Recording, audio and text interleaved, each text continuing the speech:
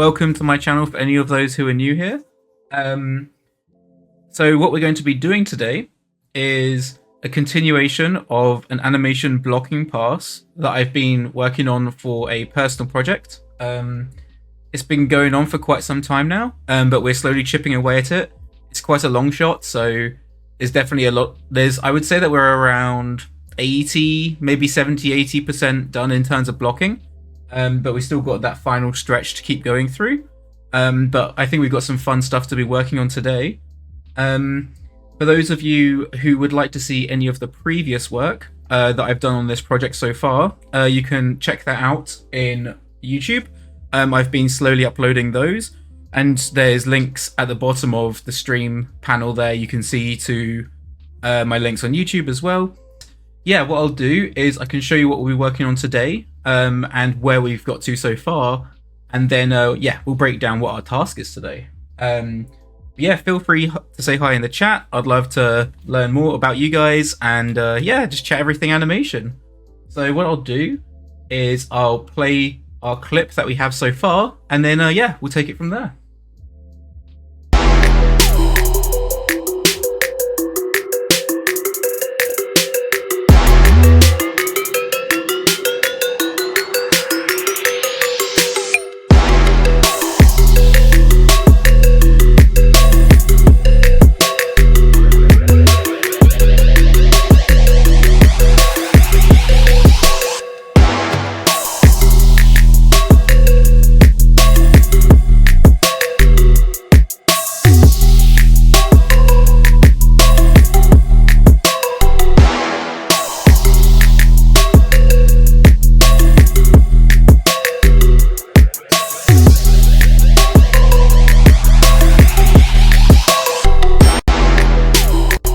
So yeah, that's where we've got to so far.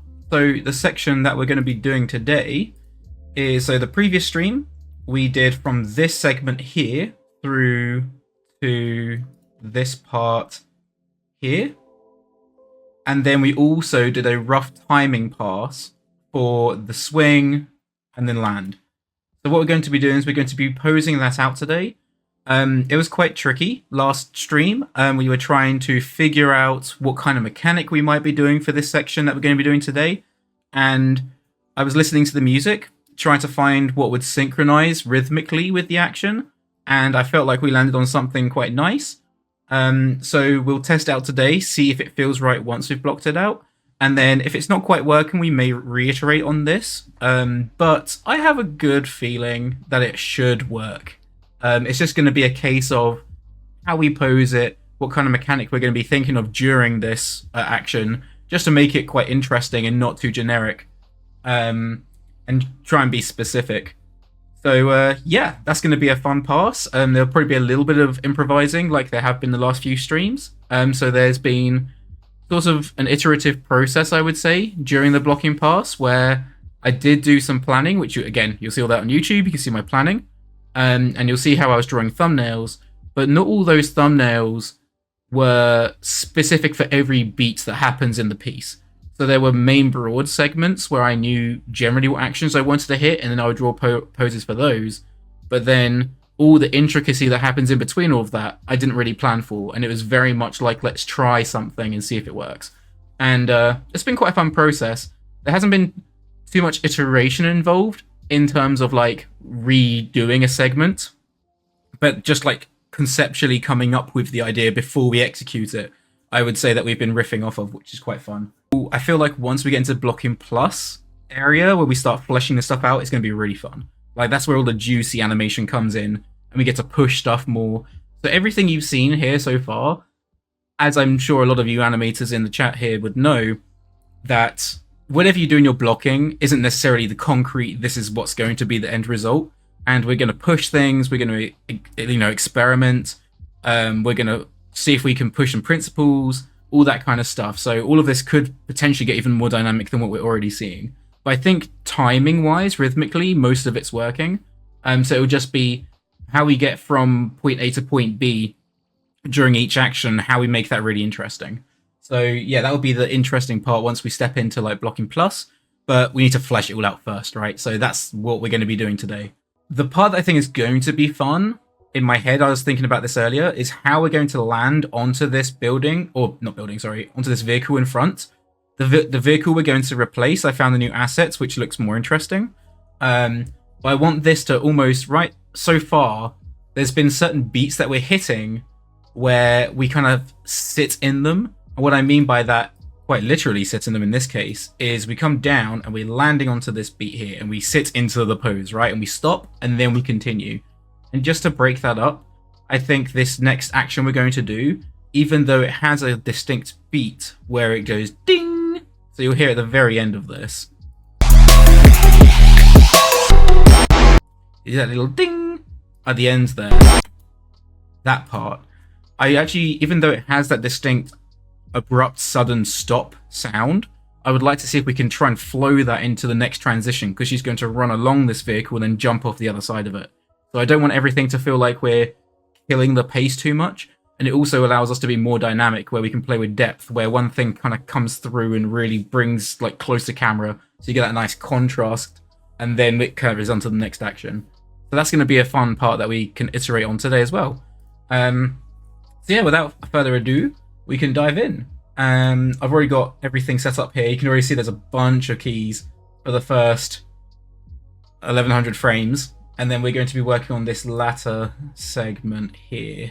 So you can already see there are keys in here, but that's because I was just blocking out the main root control, getting through this swing. But we're going to be doing from here, so we can trim this back a bit. Then she's going to jump away, grab onto this bot, swing through and land.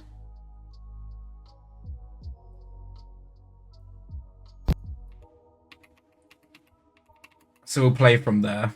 I reckon that's where we're going to start. And then let's rip off a panel so you can see our perspective. Now, one thing for those who are regular followers of the channel will know, just in terms of how I present stuff, is that typically I would have just the main screen view. But you can see today that within the very top left corner, you've actually got my second screen. And the reason for doing that is I didn't want to have to keep bringing in different panels left and right all the time. So you actually get to see my workspace a little bit more as well, which might be insightful for some people. But I've got the outliner, the channel, like our chat, and then I've got the graph editor and a studio library, and they're all stacked on like a horizontal, sorry, like on a vertical screen. So yeah, hopefully that's insightful for people as well. So you get to see what I'm selecting. I'm manipulating stuff on the graph editor. If people would like to see the graph editor bigger, then please do say that in the chat. Once we dive into manipulating the graph editor, you're like, oh, that's too small, I can't really see what's going on. We can blow that up so you can see what I'm talking about.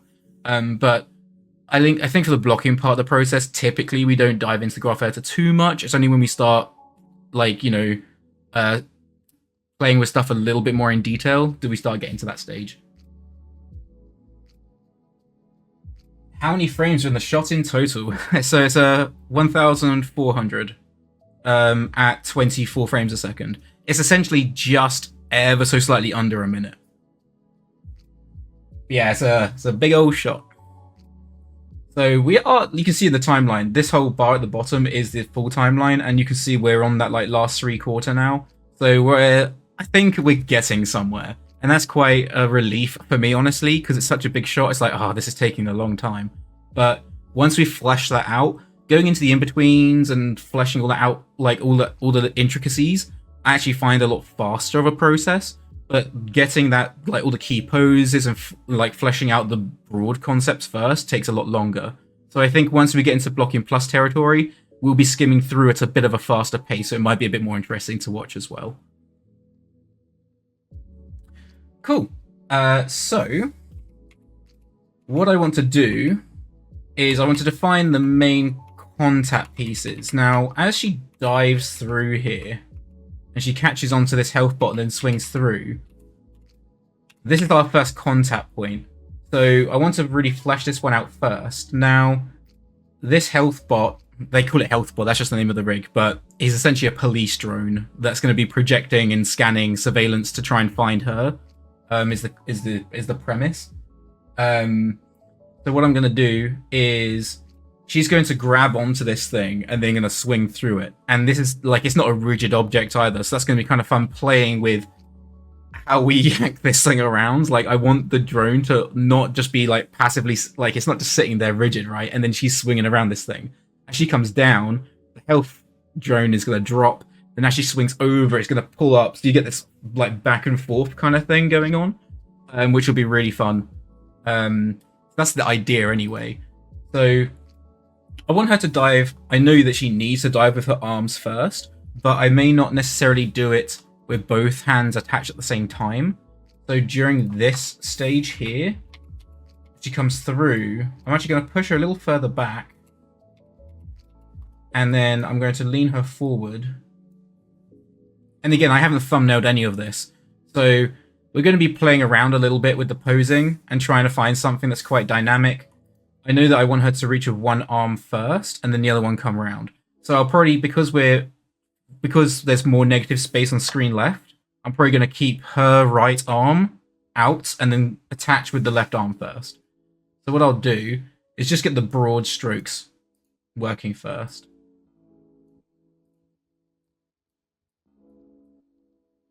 Now I believe I've actually switched up. Yeah, so this is currently not in world space, unlike other sections. So I've got to be aware of that in my workflow. The main incentive behind that is because I was just trying to do the broad blocking where I could move everything and it's all under one rotation. But typically I wouldn't do that. I want to usually micromanage the orientations. So at this stage, it might actually be worth switching that back. So if I go into my switches, I might revert all of this stuff in here on the legs so that it's no longer in hip space. I might do that later. I'm going to convert it later, just so that when I get into the cleanup and spline, it should make more sense. So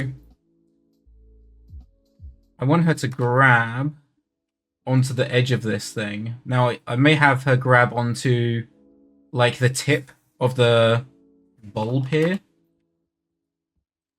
Let's make that actually contact somewhere around here. And then I'll work my way around that later. I would like to exaggerate her spine so that it feels like it's dragging behind. So I'm going to arch her back. And then her hips as well. And then counter the roots.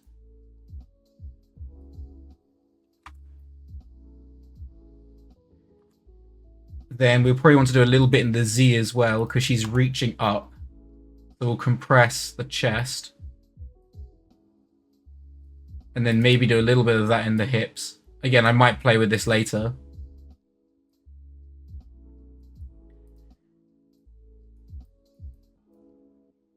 And then for the legs, we could keep one out, maybe the other one in.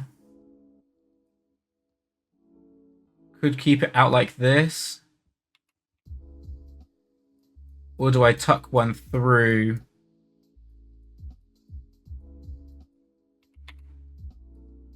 And then tuck it in.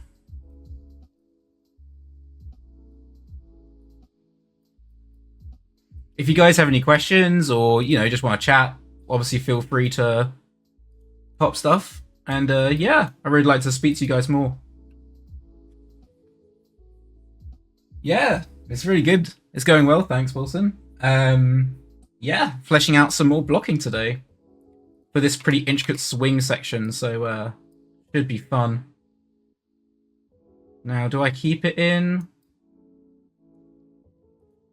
And then I could delay this arm as well, maybe. Or do I have that already come through? Maybe it's in the breakdown. So it's coming around to reach the next section. Could always break the limb a little bit during this part.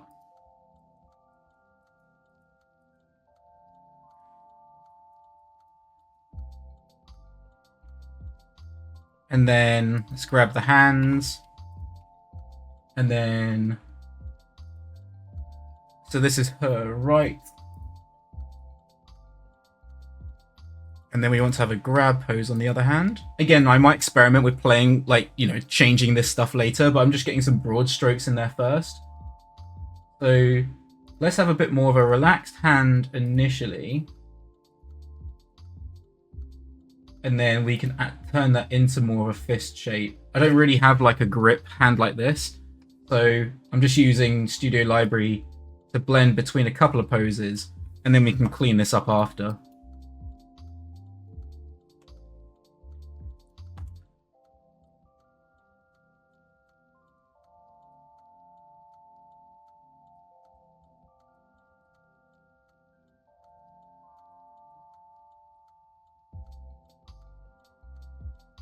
Just make this a bit more of an appealing curved shape. And then bring that thumb around and grip onto the end there.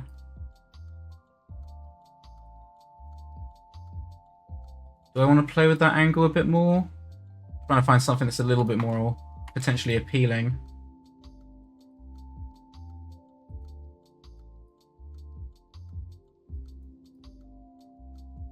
And then let's simplify some of these shapes. I know this stuff is so small on screen, but you do feel it. Like, you want to make that all nice and clean as much as you can.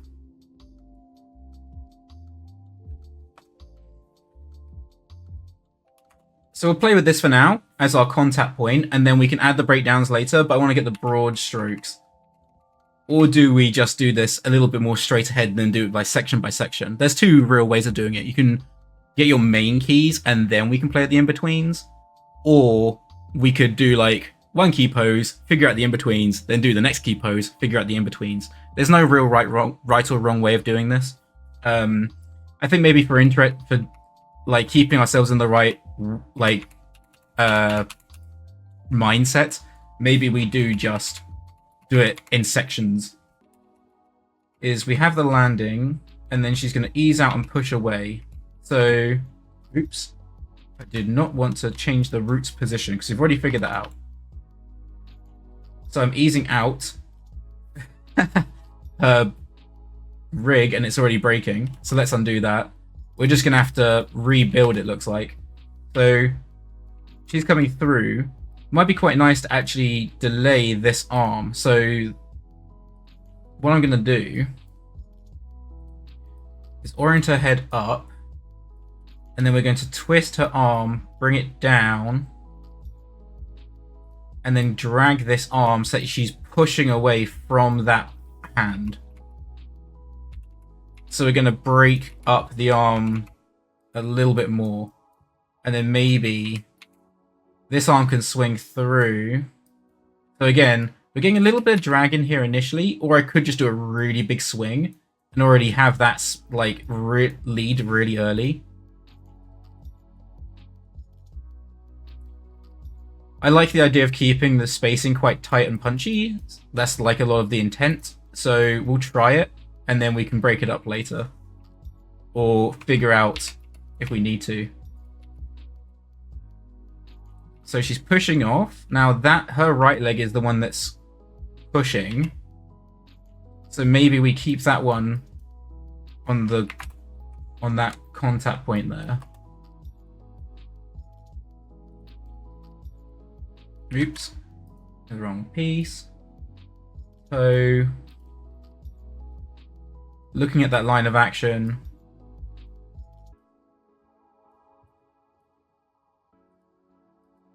and then on the tip of the toe, where are you? Are we in FK? We are in FK. Oh, there it is, that joint. Just trying to get a little bit of bend on the tip of the toe.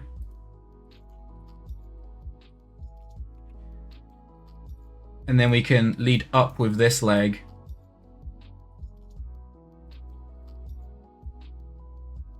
Try and make this quite dynamic. Tuck it into the body, get that nice graphic shape.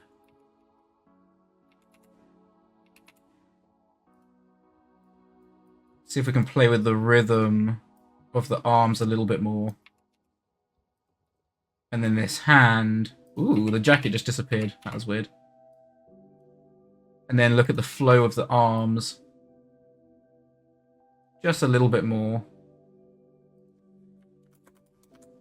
I didn't know if anyone knows this trick, but if you use left alt and then use the D-pad, you can, in screen space, you can move up, down, left, and right, and nudge the controls around. A lot of you will probably know that, but for those of you who didn't, it could be useful.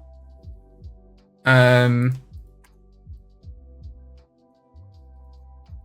not worrying about her facial expressions or anything like that at this stage. We'll do that in the next pass, because that's not the priority in the mechanics. And then I want to do some hand poses.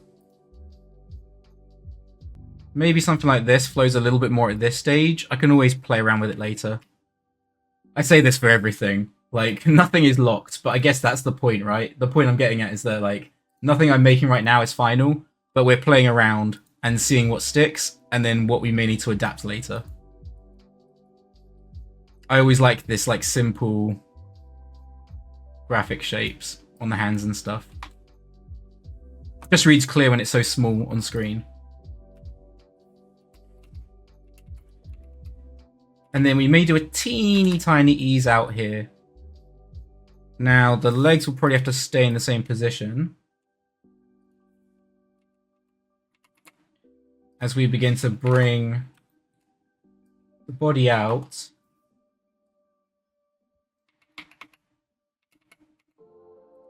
So she's looking down.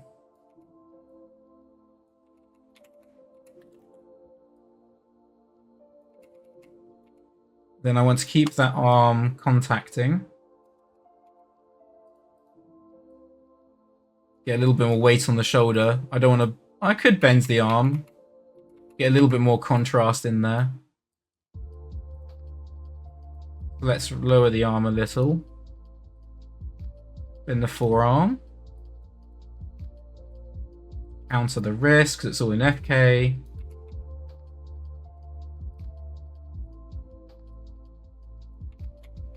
Then I can already begin to lead out with this arm.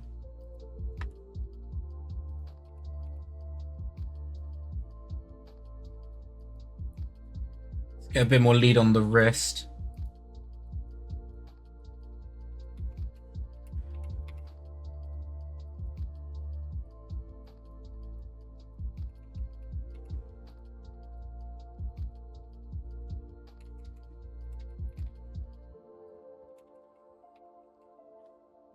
Just save that before we go any further.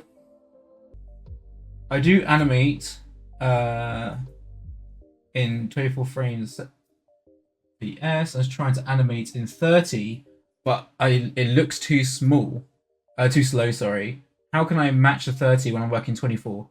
Yeah, that's a really good question. And I'm actually working in 30 right now for the project that we're working on. And instead of working every 2 frames, I work every 3 frames, because that's the closest alignment in terms of timing. So I'm just slightly offsetting my workflow by a frame, but then the spacing and the timing theory outside of that is exactly the same. Instead of just working every 2 frames, I work every 3. That's how I approach it, at least. And then I've worked on a game where we was working in 60 FPS, and so then instead of working on 3s, I worked on 6s. That way everything kind of stays mentally in the same principles and mindset. It's just the frames in between are obviously there's more of. So then you actually get a little bit more nuance. You can add a little bit more detail. You don't want to go overboard. But that's how I approach it. So we're easing out, we're coming through. There's 2 in-betweens in here. So what I'm actually going to do is just ease this in. So let's, how do I do this? We can ease out of this key. Ah, interesting. Why are the legs going there? Oh, it would help if I was on the right frame, wouldn't it? That's why. There we go. Ease out of this. Ease into this.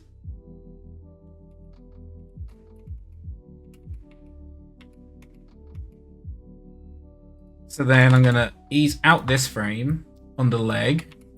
Keep it quite graphic. Keep that leg easing out so we get the nice straight and that push. Paint the arc. And then I'm going to ease out again on this leg. Again, I'm just doing the leg right now. Not normally the way I work.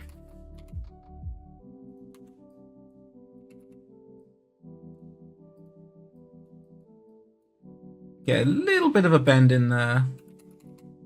Then it comes through. Then, so we're reversing the legs lead.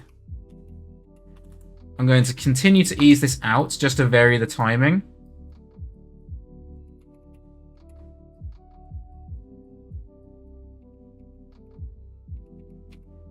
Again, I want it to feel nice and punchy.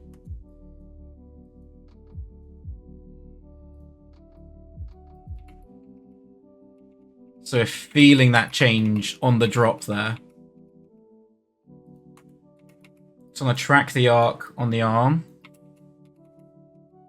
Then here, this is interesting. Actually, we may want to come through here with this arm. Oh, it reverted. That was strange. There we go. Then we drag through. Drag on the wrist. Then we're leading up here, so now I want to ease in this arm.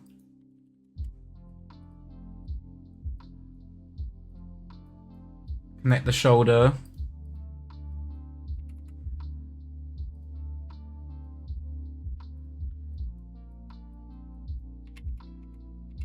I want to get that nice straight in the arm so that we antic the grab. Again, we figure out the in-betweens later. This is where we can exaggerate in the breakdowns. But I don't worry about that. Like, whenever I'm doing this part of the process, I look for, like, what's the clarity, what needs to happen at certain times for it to read, and then I figure out the spacing in the in-betweens later. So this is the left hand. So we get that nice open palm on the reach.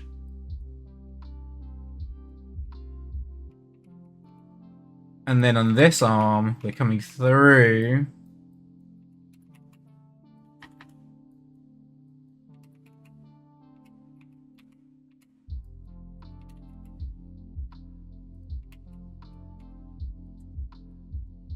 So let's see if we can play a little bit more with depth here.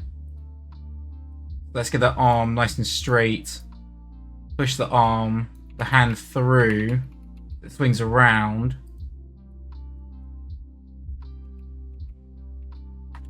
Then we can ease out this arm here.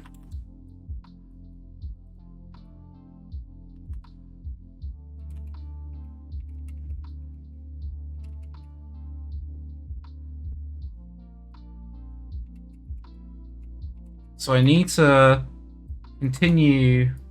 I want to feel that contrast more in the spine. So coming through. Keep the head oriented up.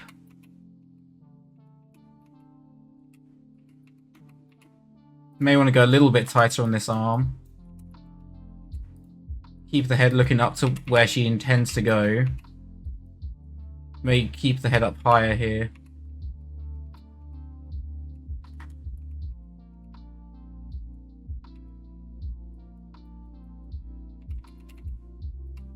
So she's reaching.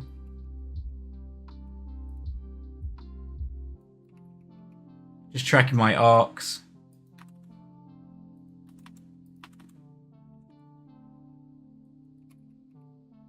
Then we're coming back.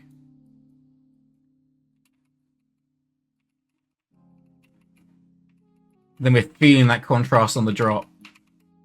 Catch. There's a big change that happens there. We may need to soften some of that spacing, but we'll figure it out later. So we've done that section now. Let me just save this because I'm saving it as a. Let me save it as a new version.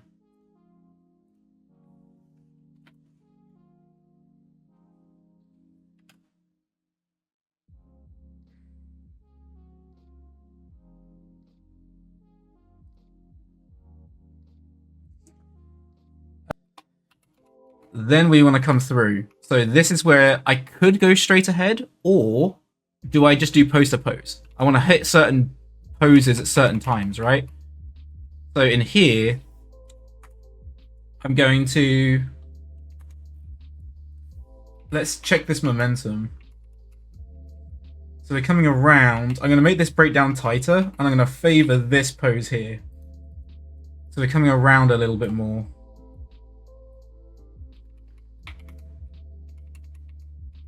So here, we could have a fun breakdown. where we're passing through. Then we're going to tighten our spacing as we come around over the top.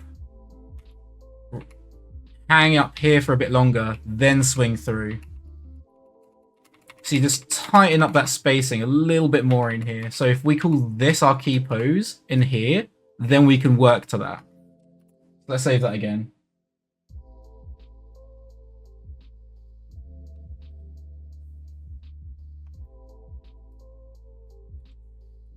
Has anyone else found any really cool movies or TV shows recently they're enjoying? So now I've got to figure out a pose in here that I like. That's interesting. I could do some kind of twist. Potentially. Do we do some kind of intricate twist in here? So we're coming around with this leg. This one can lead through. Maybe in here, I'm going to turn the body.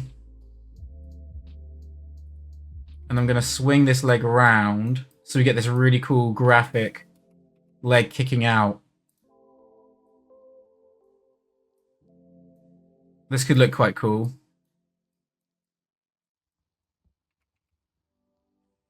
And then the head can be leaning back.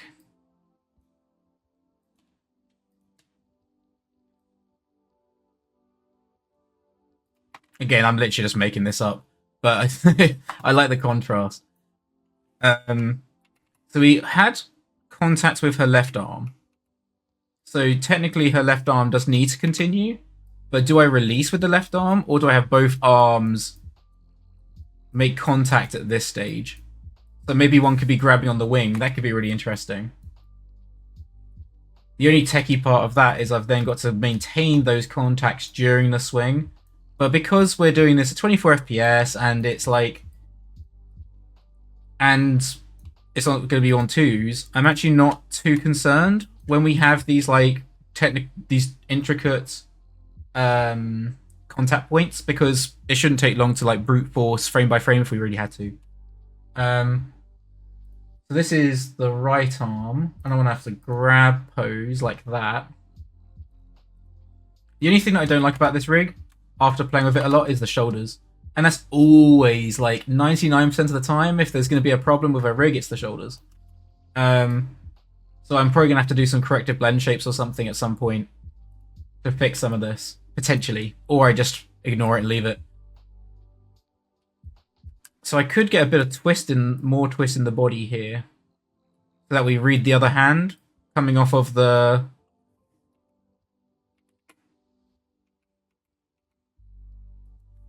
It might have to be more at this point here.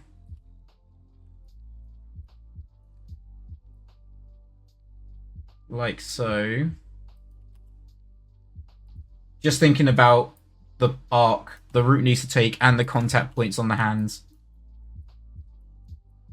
Because in here, the hand would technically be reaching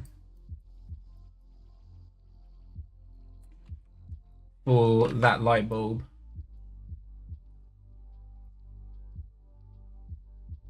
We can bring the arm forward. And then bend the wrist.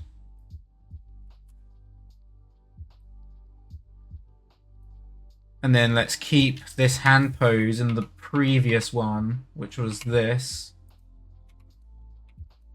Like that. Then I can always arch the head back more if we want to get an interesting graphic shape in there. Something like that looks pretty cool.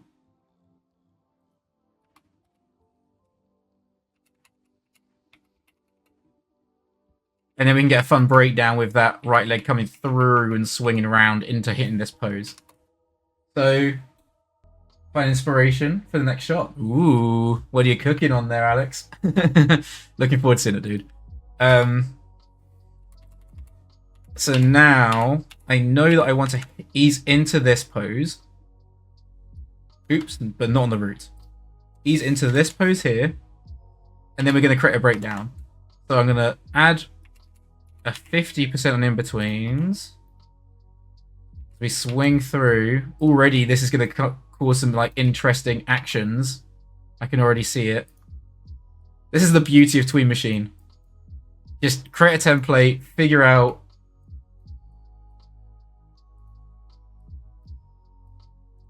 get a nice straight on that leg. I want to scale this up. I forget how to scale the limbs though. There we go, this guy. And then I think we can also scale in these joints. There we go. So this is going to brush past.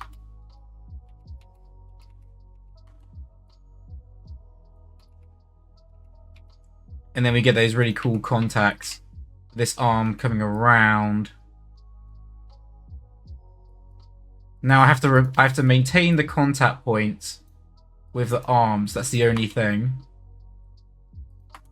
That's tricky.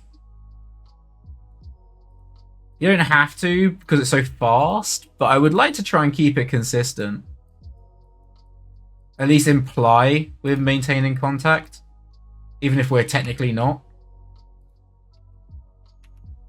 So then as this arm comes through, I could drag in here, get that nice flowing. We could even just cheat the other arms, so you don't even need to see the contact. Like this, so you get that big reversal in there.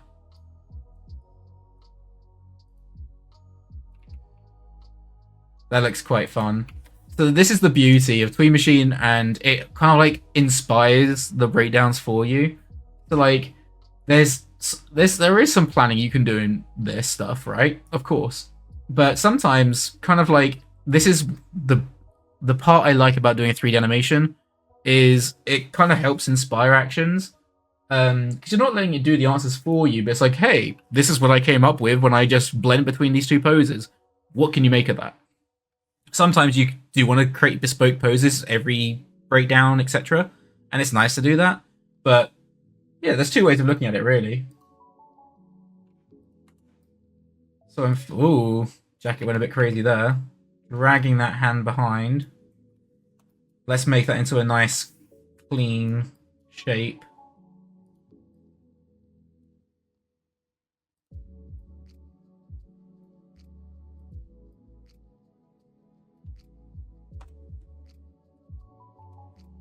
So then we're coming through, swinging around, then we hit in.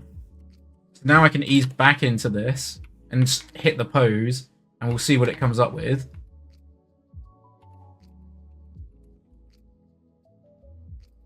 Now I may...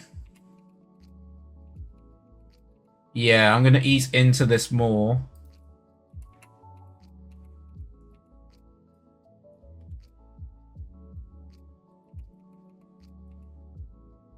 And I definitely want to favor the pose with the twist of the body so that it hits this shape and we hold it for a bit longer for clarity.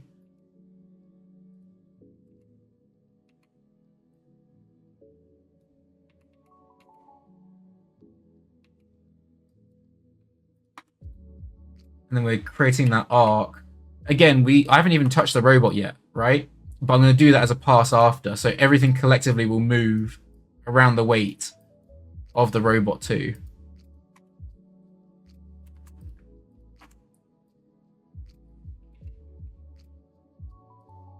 And then tracking the arm contact as well.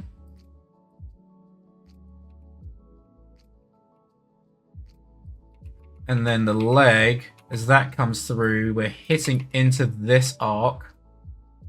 And I really want to snap this leg too. Gonna hit into this pose. Like this. So save that. Love seeing how you solo animated the root first and are now building poses off the top of the root animation. Yeah, thanks, man. I think it was just to help get the rhythm, because it's especially with a shot like this. But you can do that with any shot. You don't have to have a song to play to. But specifically for this shot, the part that makes it extra challenging, and the reason I'm figuring out that first on the occasion, is because you can play with rhythms however you want when you don't have music to play to, but when you're trying to hit certain beats because the music is limiting your timing, you need to... The timing is going to inform your actions and how fast or slow they are. And then you layer your actions over the top of that rhythm, potentially. And because the timing is so critical on this piece, it makes sense for me to get that timing as locked in as I can. Then I can build off of that, because the timing will inform my posing, right? So for instance, I'm looking at these keys here, and with how fast this breakdown is through here, I may not have done that if I had a different timing to work to, right? I'm exaggerating my contrast and my breakdowns because of the timing of how quick it is. But if it was slower, maybe I wouldn't have to exaggerate it so much. So that's why I do it that way, specifically for this piece. I don't always use this method, but it's useful in this case. I think the more contrast and punchy and exaggerated things are, the more I use like basic geometry, or the root in this case, to figure out my timing first. Because of this reason, it informs how you exaggerate. Cool. So we're coming around, we swing through, and then we're coming back round and then projecting this way. Now, I'm quite profile here. So I could, in the ease out, again, this is because it's so critical to get from this transition to make it work to the next part. I'm gonna have to adapt my mechanic here a little bit so it comes back on itself. So this leg that's coming through here, we're gonna have a big breakdown in here, it looks like. And this really needs to read. There we go, that's feeling better. So see how this leg is now swinging through to the left, the screen right, as it arcs around? That implies that it's continuing to twist the body back to the direction it came from. Because technically, if that leg didn't do that, then it's going to continue to spin around this way. And I don't want to do that, because we need to hit this beat here. So this leg is coming back round, in other words.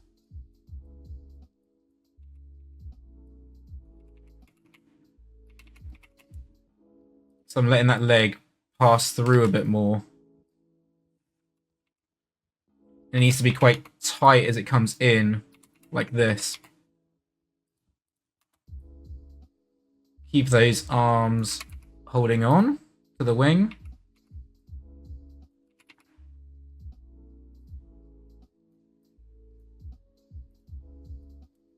I'm really curious to ask this question to people, actually. It's been on my mind for a while. So, when you're animating, what percentage of ratio would you say informs your decisions? Is it more technical or is it more creative?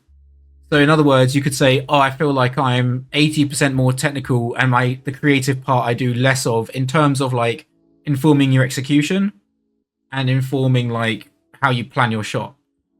Or would you say you're way more in the creative and then you're like, I don't know what to do, the technical, so I just kind of figure it out as I go along? I'm really curious because I feel like everyone has a very different approach. And I like to think that I try to embrace the creative, but I try to embrace the technical where I can, but I also worry about it overtaking me. Like, in other words, controlling me too much. And so I like to think that I'm more creative than I am technical, but I wouldn't say that I don't embrace the technical either. So I would say for me, I might be like 60, like anywhere between 60% creative and 40% technical. That's how I would like to be. Whether I approach it that way in reality or not, I don't know. But that's at least my intent within my mindset. But it doesn't always work out that way. Sometimes it is shot dependent, where I'm like, okay, I already have to put on my technical hat here. But ideally, I don't have to as much. Yeah, it depends on the project. That's the right answer. Well, in my head, that's what it should be. But yeah, I do agree with you. So in here, we had that beat where we're holding, but then we come around and swing through. So this is, again, a really big breakdown in here. So, because that's a breakdown, I don't want to do this straight ahead. I want to build in my hang time, because this is where we're sitting in the pose.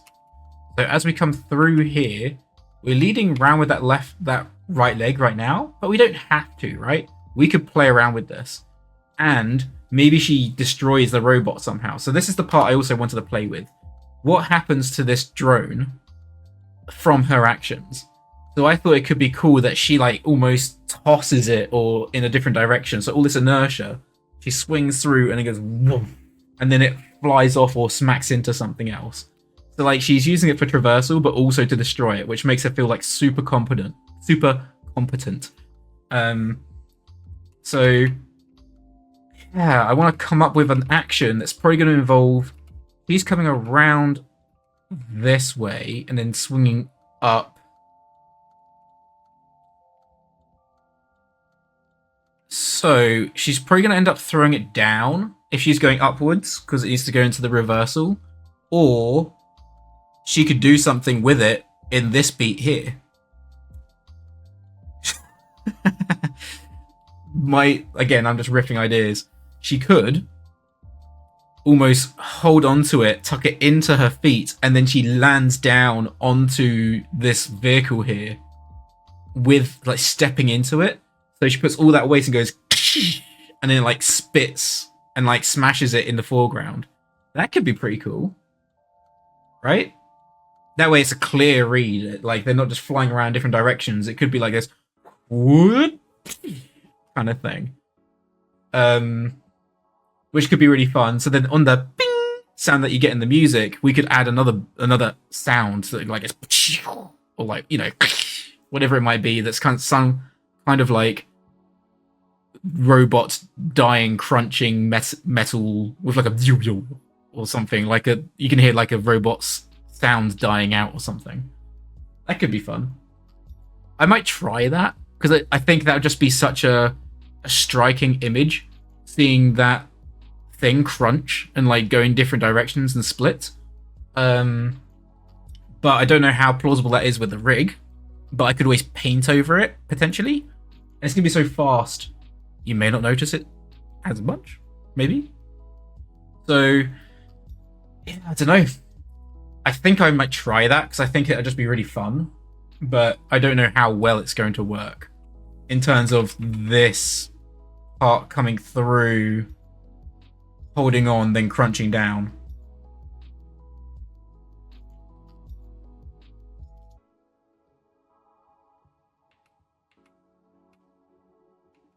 So she comes around.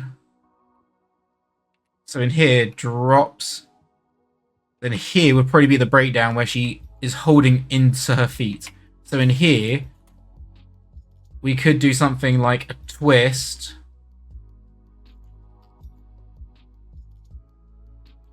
You'll see where I'm going with this. She's going to twist the opposite way.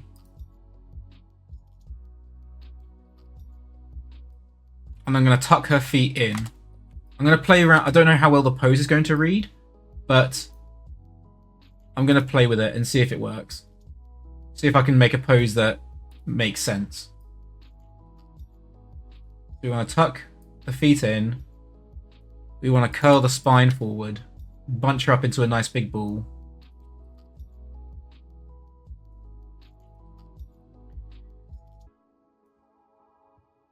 And then I can tweak the angle to make the pose read.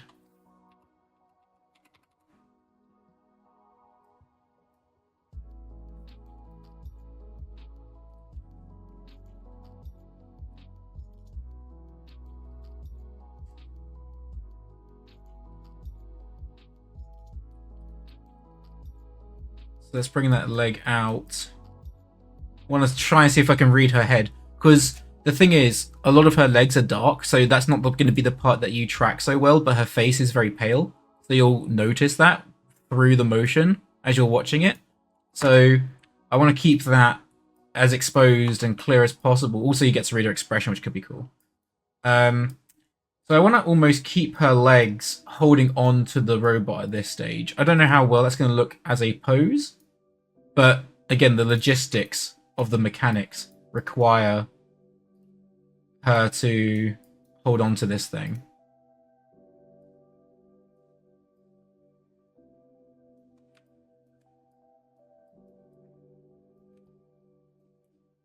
So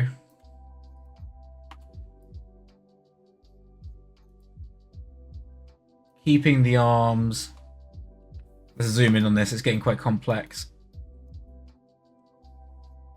Again, this is where like sometimes riffing the ideas can cause headaches as well, because you're just like, oh, how do I figure this out now? But I can always cheat the arms out to camera to make the shapes read. So the wrist is going to be out, holding onto the robot, maybe the wings or something. And then this leg. Maybe we keep the feet tucked in.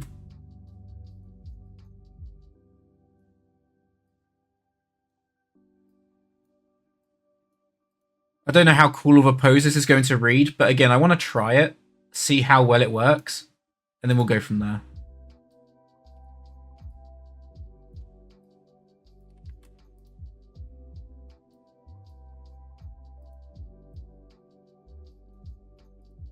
And then this arm's going to tuck in.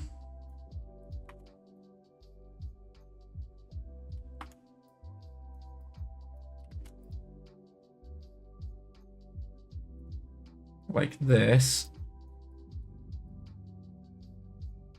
I can always make this have a bit more rhythm, so it's curving one direction.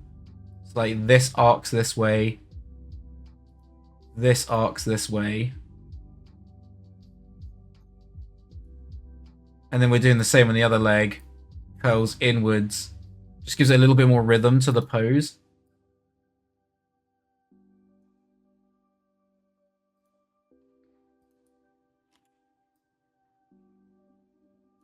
And then we also want to have the hands crunching up together. Where are the... It's her right arm.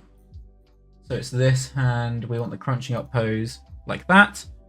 Then let's put her head into the correct. Let's put it in the center just for clarity. So again, I'm really breaking the rig at this stage.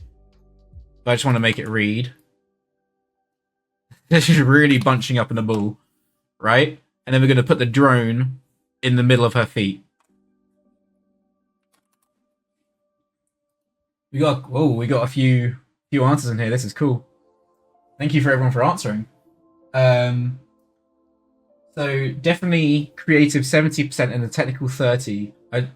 I'd just draw and see how the graph and the constraints come up with in a way that in the way a lot, and then it takes me away. Yeah, I get that. Sometimes, yeah. So in other words, you feel like you're in the creative, but the technical isn't something that you're necessarily embracing as much, but it's more like a hurdle you have to get over, right? I feel like that's quite common. That's not like an abnormal thing to feel. There are definitely people who embrace the technical side and then kind of get so caught in it that they don't have the creative input as much anymore. And there's nothing wrong with that, because sometimes you can doing the technical stuff can make some really cool results too. But yeah, I feel like most people are lent towards the creative side. Yeah, you feel like you're the 60-40 technical as well. Try not to let the technical get in the way of brainstorming the idea, but once it's in Maya, and there's a constant battle with the technical side. Yeah, this is the thing that I find interesting. Most people are like, I don't want to do the technical, which makes me wonder what entices you to do 3D animation over one of the more handcrafted mediums in terms of like, you know, the physical like drawing or stop motion where it's more tactile. I feel like there's less technical involved in those. They're definitely technical, but in a different way. It feels like the creative is more at the forefront in terms of the process than it would be in 3D where you're using a computer, right? So yeah, it makes me wonder why that choice.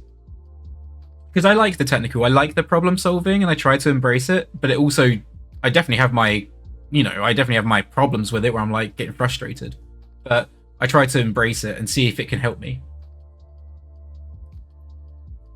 But if I turn my technical mind too early in the process, I usually end up pulling punches, trying to simplify the idea, and for the sake of easier execution.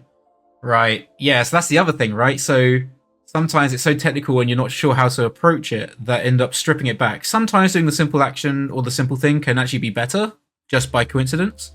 Not always the case. But you don't want it to be like limiting your creative input. But obviously that takes time, right? To feel confident in your technical abilities. I'm very technical. Hey, it's cool to see someone on the opposite side of the spectrum here. You're very technical, but I think it's just due to my inexperience, not knowing how to break, what rules I can break and get away with. I wish I lived less in the graph editor. Yeah, I get that, and I can actually resonate with it because I definitely do get glued in the graph editor sometimes, and then my creative input sometimes leaves me.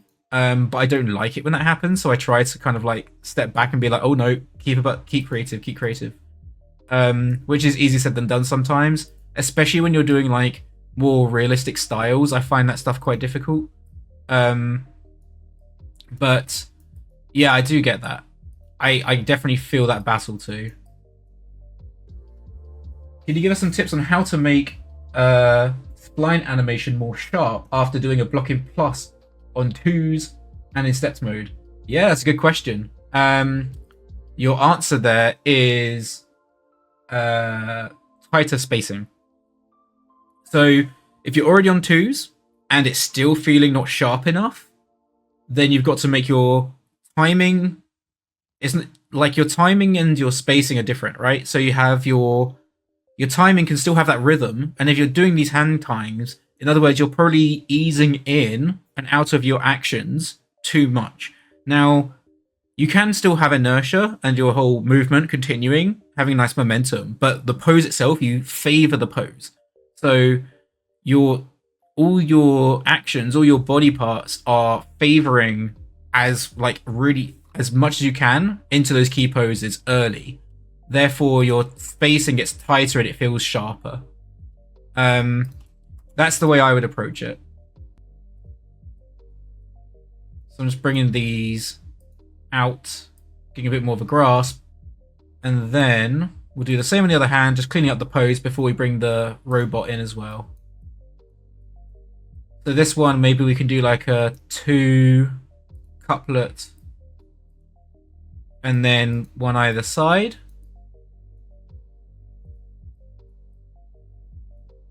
Something like that, just to make it a bit more varied. And then we can tuck these joints in so that we get the grasp. Cool. So we'll save that. And then we can add the robot. So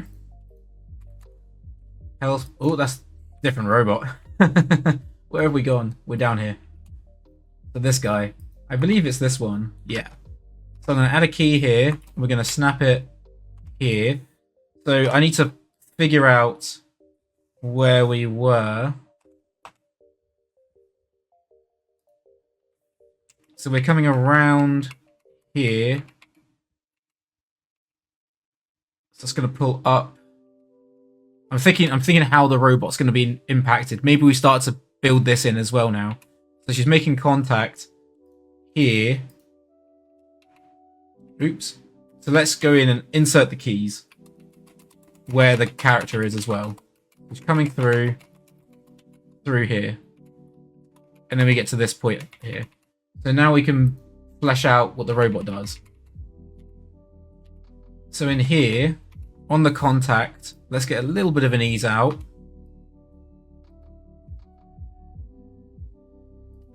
Then as we drop down,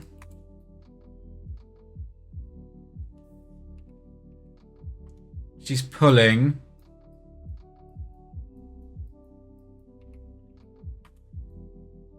Maybe I stretch her arm here so that we read the contact. I might be able to get away with something like this because we can cheat it a little bit. So now it's upside down.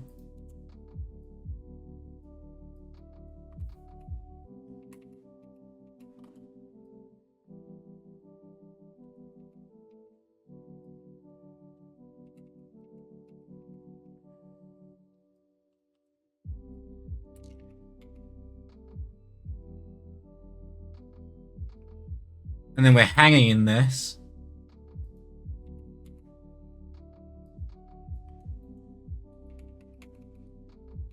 And then as we drop down, she's pulling away with it.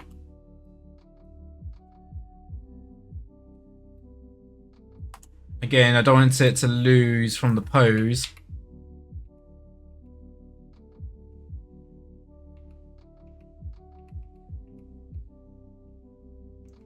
Then as we're coming through, it's swinging around.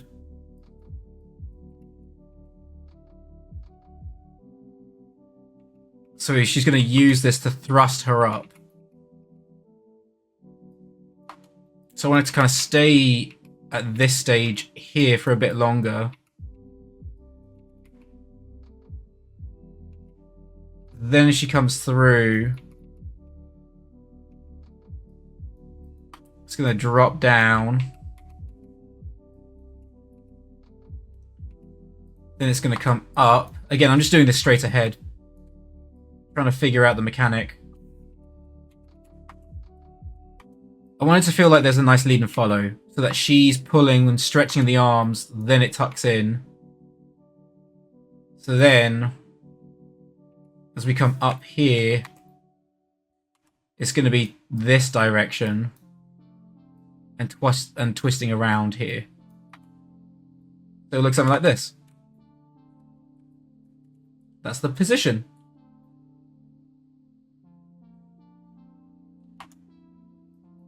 It's quite big, isn't it? I'm trying to think how to make this an interesting angle.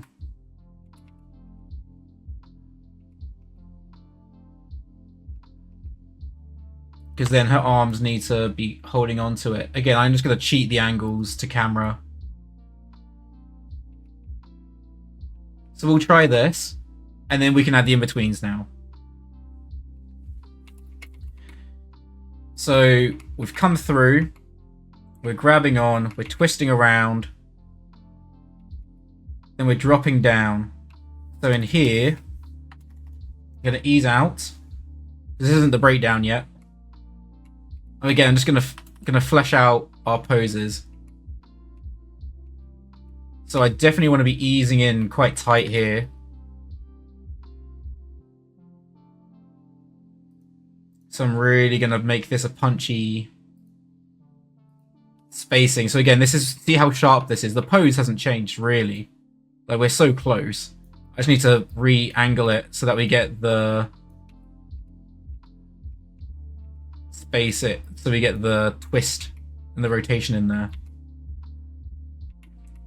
So we're coming around, then here, I'm going to go 50% in the twist. Swinging around, leading up with the legs. Then we come in to this angle here. So we're coming around. At this stage, I want to go quite straight, I think, with the spine. So I want to feel that weight drop. Or we lead through with the legs. Yeah, I think we want to do a reversal. So I'm going to reset the spine. Rotations. Tuck the body in.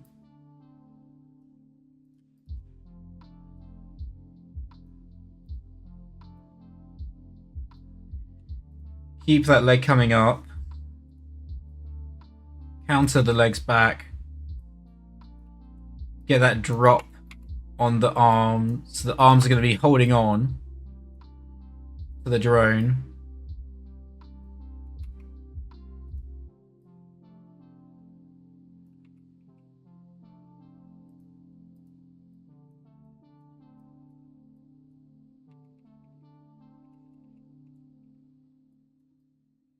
And then I'm going to tuck this leg in.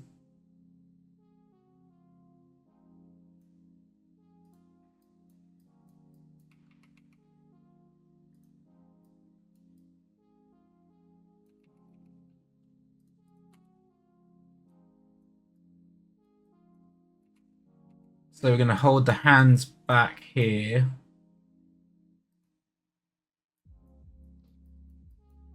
So they're holding onto the wing. So now that informs what the robot does a little bit more. Again, I want to kind of avoid squash and stretch where it's not necessary to. So I'm going to slightly unrotate the spine here. And then let's reset the neck and the head. I don't want to break the anatomy where it's not necessary to. So I'm just trying to figure out angles that make it make sense without killing the pose too much.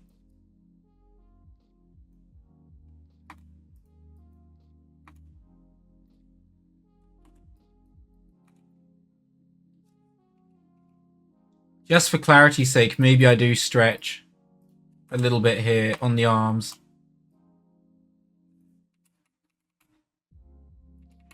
Just to feel that weight on the contrast, on the drop. Because then we'll get more follow through.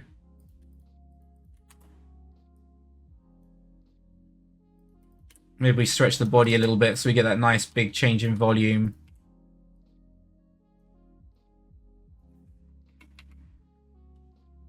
Then I can suspend the drone a little bit more in the air.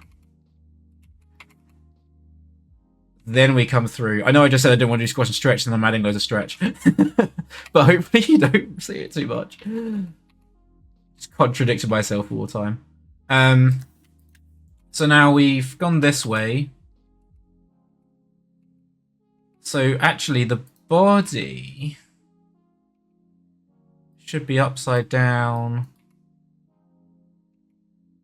this way. We're going to twist in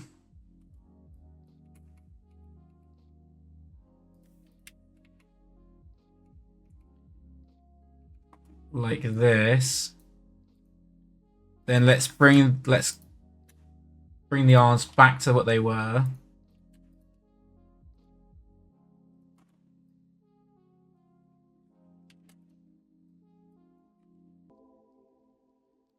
But if we don't ease in for a long time, will the weight be gone then?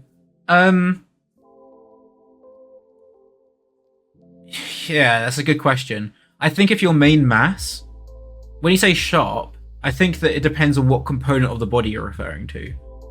If you want it to feel punchy and sharp, you can do that with like the lighter components of your body, like the arms and the legs. They're external factor, like they're little lighter masses. Your main mass, if you want to still convey that weight, then yes, you do need to feel the inertia. You need to have the body taking time to ease in and slow into things. But you can do that on the main route. But the rest of the body and how the pose that goes in between all that can be quite punchy, right? But you'll feel the weight as long as that main mass is doing the correct thing. And again, you can still do weight stylistically and exaggerate the timing, but still, if you exaggerate your spacing, you can overcompensate with timing. So even though if you get a very snappy route, if you spend more time in the pose at the end, it kind of feels like it's justified. As long as you're not going zip and then out again. That's when it starts to feel like it could be too weightless. But you can still go zip, and then you kind of come out of it. So like, even if it's punchy, again, it's exaggerated. So you're proportionally compensating your spacing and your timing together. At least that's how it works in theory. In practice, I don't like it. Takes a little bit of playing around with. So in here, do I lead up with this leg, but then it has to tuck in. This is the tricky part. I might actually just have the legs ease in as they come into this part here, and actually keep them really tucked in to the body. And keep that quite graphic. So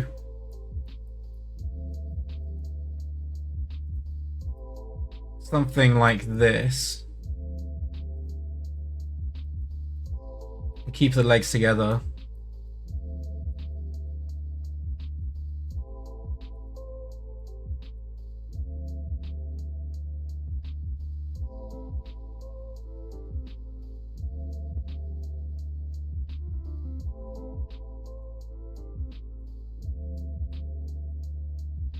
Just trying to find a shape for the feet. I'm cheating some translates, but it's all in aid of trying to push the graphic shapes.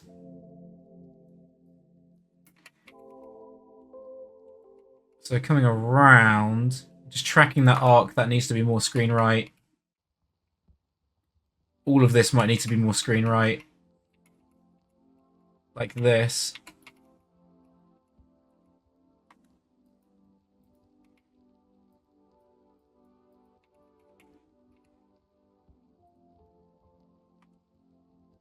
Again, just tracking the head translate.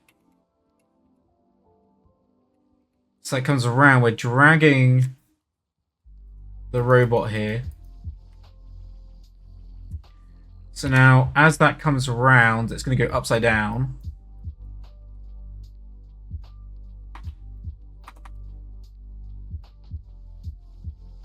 Those wrists need to be grabbing on. It's not even in the right position. There you go.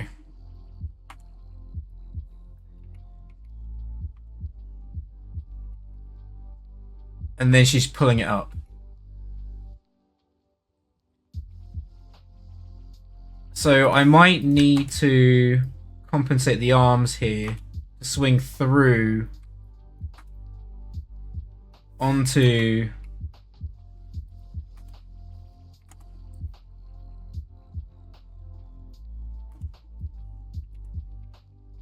there.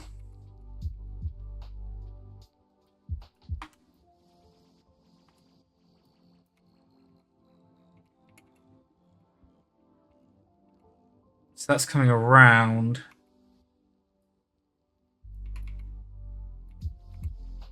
Like this.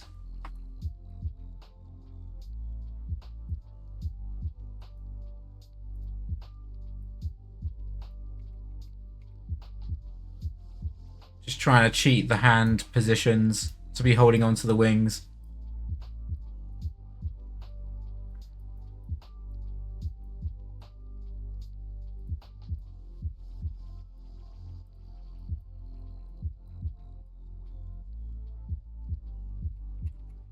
So it comes around like that.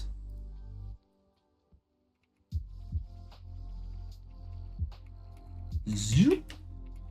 I don't know if that's going to read.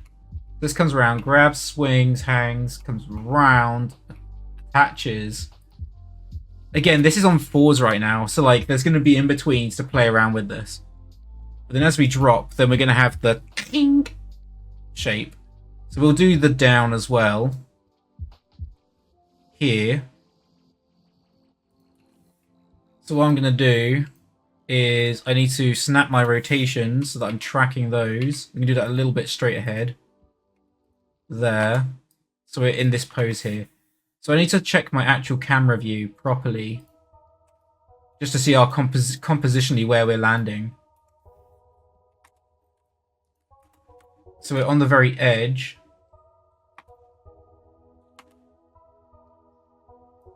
Somewhere like this, make it dynamic. Then, do I put this in IK at this section? That's the question. I could do. Then we get the nice stretch. So let me just save this. And then I will copy world space, because I can't do FK IK switching, which is very annoying. So that was the right foot. The right leg goes into IK, then IK snap. There we go. And then we'll do the same for the other one. Copy. Leg to IK. Leg. Snap. Now I just need to fix the feet.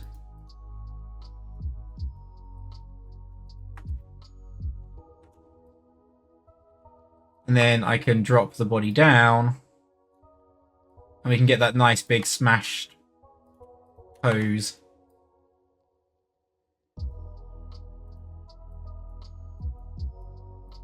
And I want to lead into like a back somersault, I think, is what I'm going to do. You'll see where I'm going to go with this. So I want to swing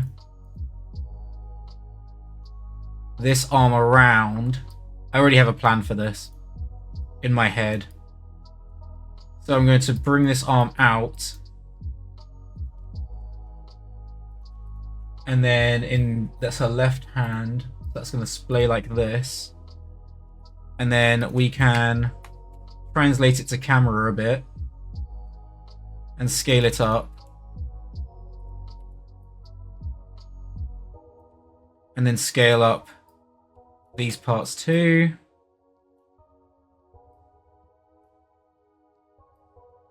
Oops, wrong joint.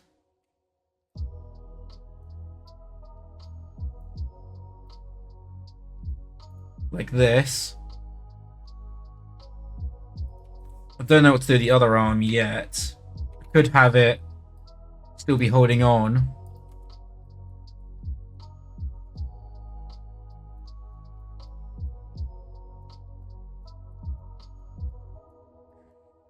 Like this.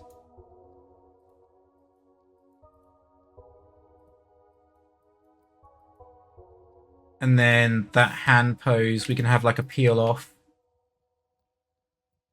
which will be pose like this. You'll see where I'll go with this. So then we only have we only have one breakdown right now. So I'm probably gonna have to have another key, but we'll play with it. So this is gonna be an ease out. Oops. I also selected the root there. We don't want that. Undo. Thank you. Ease out. Then I want to lead out with the legs. So in here, the legs are going to go first really early. So I'm just going to reset all the FK on the legs. And then keep them together. And then let's reset the bend bones.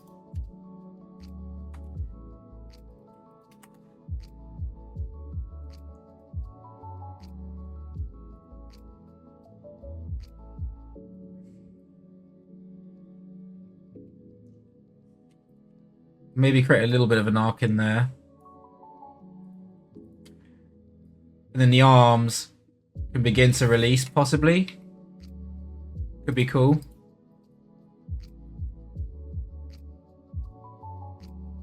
Oops, wrong joint.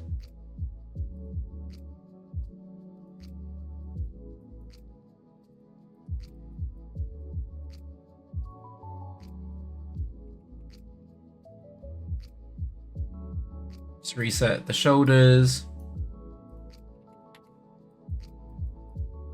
And then again, these can be loose release arm hand poses. So this is screen. That's her left hand, which should be something like this. Oops, I was on the wrong one. And then this guy as well.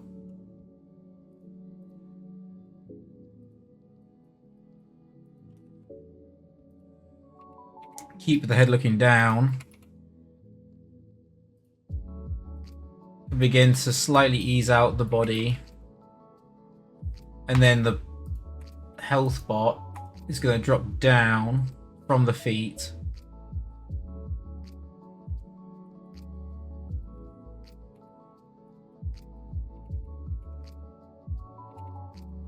And then I'm going to probably have to do a breakdown in here. Now this is the thing. The landing, ding, is here. So, and this is the follow through pose I have right now. So what I'm going to do is I'm going to add I'm going to add a key in here. And then we're going to ease into this.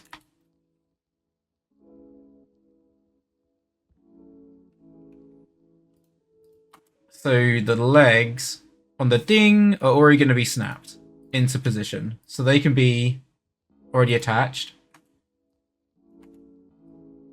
And then I want to straighten the spine completely. Get a nice big stretch in the body. But we're leading down with the legs.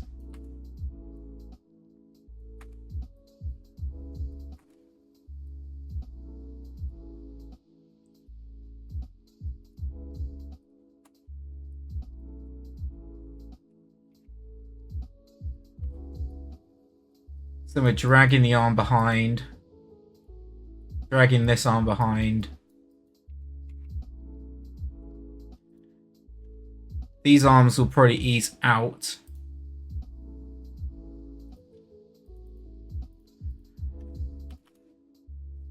And then we'll follow them through.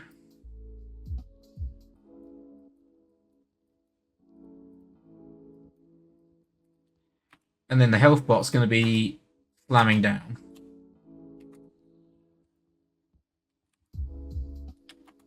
This is where it breaks. Can I scale? Ah, I can't scale him. Boo. I wanted to like squash him completely. I'll have to do that. I'll figure out a way to do that later. Ding! And then they can crunch here.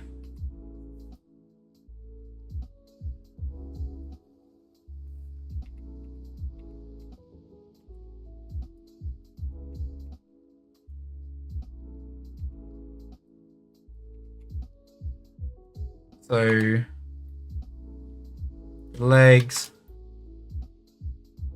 need to be on the robot. I get more stretch in the leg. Like this. Just tracking the hands and their arcs.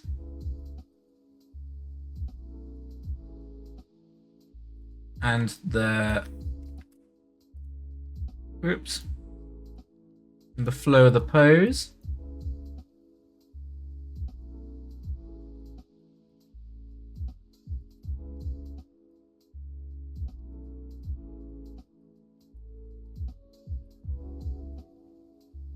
Something along these lines.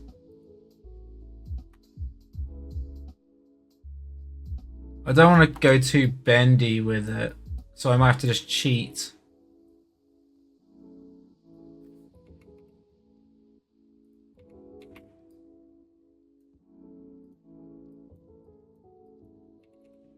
Ding. And then we're landing.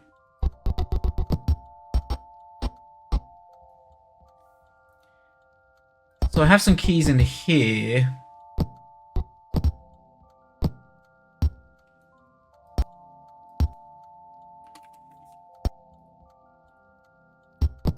Ding.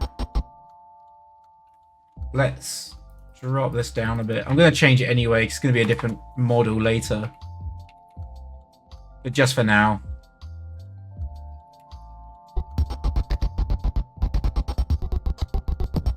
And then it's going to flow into the next part, which we'll probably do another time. But what I'll do is I'll play blast this, and we'll see what it looks like, because I haven't play blasted once yet, have I? So we have no idea what this looks like. But in theory, should work.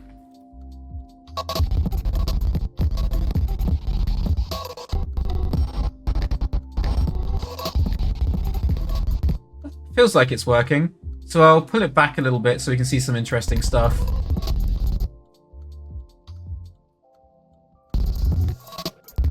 So we'll start from around here. And then I will save, and then we can play blast. Hopefully this has been insightful for you guys. Sorry if I've gone a bit quiet at certain points.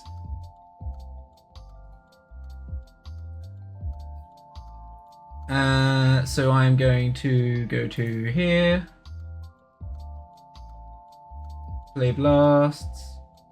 This is version 21. And there we go.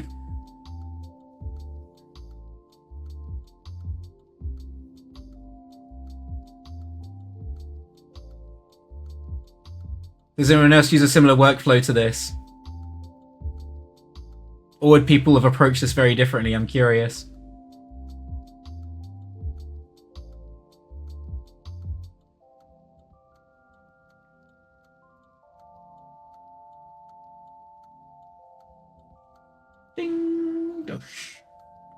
and then she's going to carry on round.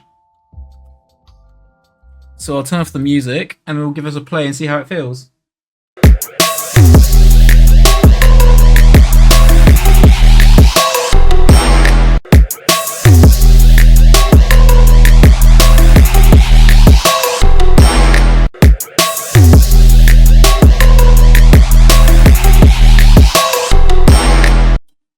I quite like it. I think it's fun.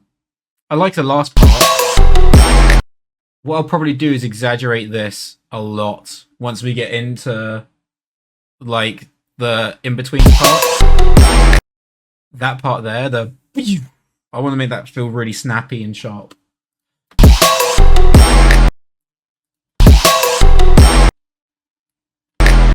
And how that then turns into the next part where we run along the vehicle. I think next stream what I'll probably do is add the vehicle. So there's a new asset that I've been playing with, which is a lot larger than this. So at this stage, as we turn away, we might go wider on the camera because the vehicle we're using right now is like a little car, right? But the next part's going to be much bigger. It's almost like a bus, but like a hovercrafty looking bus, which would be quite cool to look at in the next stream. So you'll see her running along it. And there's going to be people inside of it that are reacting like, oh, what's going on? Kind of thing. So I'm not going to animate the background characters yet. That'll be the next part. But I do want to maybe pull the camera wider to see the scale of her running along this thing as everyone's going crazy. And then she pulls away. Then we zoom back in again. So there's going to be like, I can show you. But there's another beat that we have right now where she starts jumping. So I can show you with the ball. So if it allows me to select it. Why can't I select the ball? Oh, the ball's locked. Here we go. Let's save this. So if we carry on the shots, you can see where we got to here with the ball. Then we're running along. Show you with the camera on. See how we're going quite wide here? Where she's going a bit further in distance. So she goes from quite big to quite small. I might exaggerate this a bit more. So we land into the crunch, and I might make this even closer now that I have the staging and the posing. I can always make the camera a bit closer, potentially. So we really feel this robot in our face, because right now this feels a bit flat to me. So we might exaggerate that a little bit more. But then as we get to this stage here, and we're looking along this car, I want this to be wider. So we pull out earlier and exaggerate the depth. And then as we come back down here and get to this point where we're coming around this sign and then come through, then we get closer again. So I just want that contrast of us being like, whoa, and then we come back in again. I think that'll make it feel really cool. And you'll be like, whoa, what just happened there? That's the intent. So, yeah, we'll try it. That's what we'll probably do next stream, which we may or may not do tomorrow. So do keep an eye out. Check out on my socials, as I'm sure a lot of you have found this stream. I'll be posting on Instagram, YouTube posts, Twitter, and LinkedIn. So please do be sure to share it around to your friends, and hopefully they'll enjoy the stream as much as you hopefully do. And there might be even a special guest that might join us for the next stream. If it's not tomorrow, it will probably be for the next stream, which they will be also animating alongside me, and then we can be chatting together. So yeah, do stay tuned. Very fun very cool animator, very talented. Sorry. And it'll be really one of my close friends. So yeah, maybe that'll be exciting for you guys. So yeah, in the meantime, hope you all have a great rest of your weekend. And I will quickly play this for us one last time. And then, yeah, we'll call it there.